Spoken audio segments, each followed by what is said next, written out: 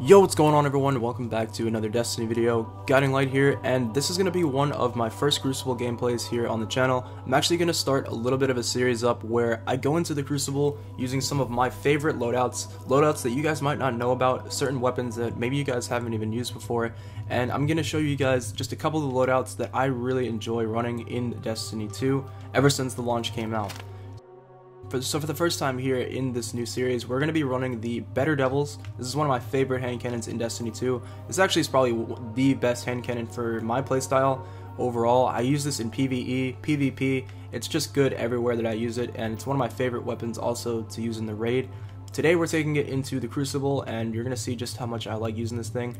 We're also using the End Scout Rifle. This is from Trials of the 9. Pretty easy to get this thing so long as you just get a few wins every week. You should be able to get it from cashing in your tokens after, just a little while.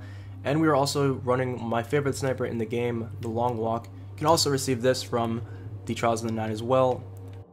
It's the best sniper I've used in D2 so far, hands down. And we're actually running the Stormcaller. I usually main Hunter, but I don't know, Stormcaller's been a lot of fun.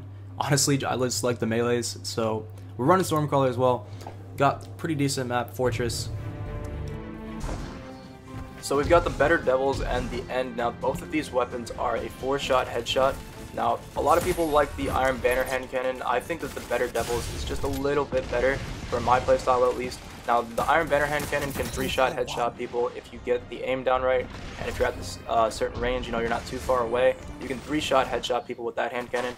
Now another thing that's really good about the Iron Banner hand cannon that is just slightly better than the Better Devils is just how good the range is on there.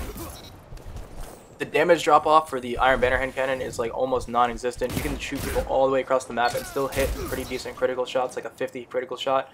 And then when they're right up in front of you, you can hit like a 70 critical shot, which is why it's actually a 3-shot headshot instead of a 4 like the Better Devils. But in all honesty, I like the Better Devils just slightly better because it shoots just a little bit faster, and it seems to be a little more consistent due to the explosive rounds. You can shoot one guy and you can do damage to multiple people when they're standing on a zone or someplace like that. And also, there's just more bullets in the clip for the Better Devils. We've got 13 shots in the clip for Better Devils, whereas if you get the Iron Banner hand cannon, you only get about 8. Now, the Iron Banner hand cannon does have Outlaw on it, so if you hit a headshot, then it's going to reload a lot faster. So if you're somebody that hits a lot of headshots consistently, then that hand cannon may be better for your playstyle. But overall, the whole reason I like Better Devils is just because it seems to be better in the very close range. So I already have the End Scout Rifle. I don't really need something that's going to have insane range on it because we can just use the End. I don't really need to have the Iron Banner hand cannon on. Now, there's plenty of other decent Scout Rifles out there as well, like Nameless Midnight and, Mida. Even though I refuse to use the Mida multi-tool, it's still a pretty good gun. If not one of the best guns in the game, just due to the high cal as well as the perk to aim down sight and still see your radar. But the End is also great as well too if you can get used to it, because it has the slide to reload perk, which is on all of the Trials weapons. Now every time that you slide, you're going to get a portion of your magazine back, which really comes in handy, especially in Trials or just in competitive game modes, because you're always sliding around corners. You're always sliding just to try to get that better angle on somebody, or to just to make sure that you're not the sitting duck walking in a straight line. So it's really easy to get used to how you can just reload your weapon. You don't have to stand still and reload, or just like walk around and reload. You can literally just slide to get part of your clip back, and then after about 2 or 3 seconds you can slide again to just keep reloading that way, and it just makes it so you don't have to stop, and it's just a lot more fluent. The gameplay just keeps on going.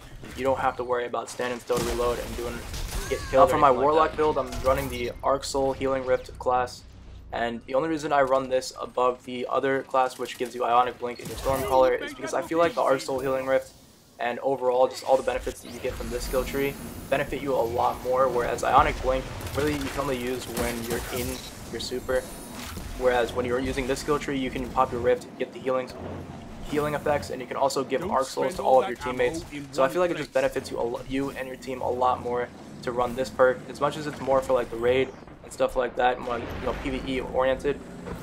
I still see no problem with running it in PvP.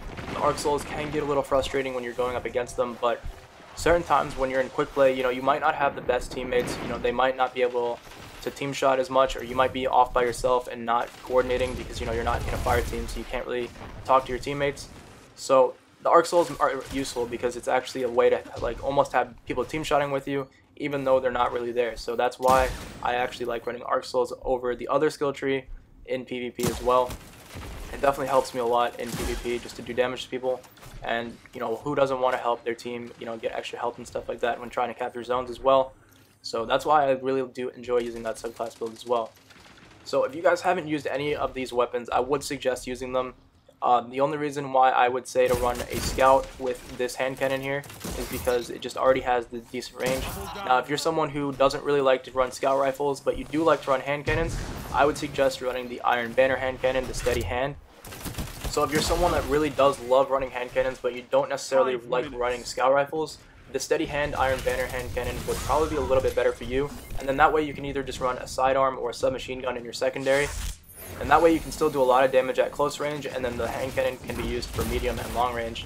And then, you know, whatever you like to use in your power, whether it be a shotgun, fusion, or sniper, will still be pretty effective using that loadout. This has been my first loadout here that I'd like to highlight to you guys, just to give you guys, you know, a good idea. Maybe if you are having trouble figuring out what weapons you like to use the most, or what's good on like all the maps, because I know certain weapons are good on like one map, and you know, like if you run a submachine gun but then you're in a really close range map, obviously it's going to be a lot better than trying to run it on like Fortress or something like that. But honestly, I'm trying to make sure that these loadouts that I show you guys are ones that are good on all the maps. So this loadout here that I'm showing you isn't just good on like one map.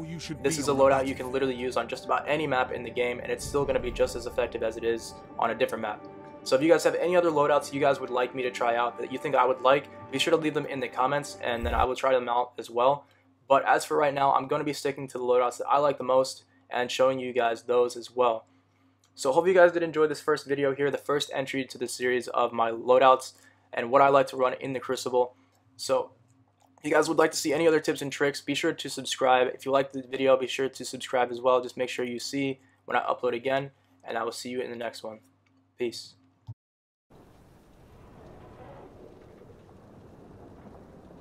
Zone B lost.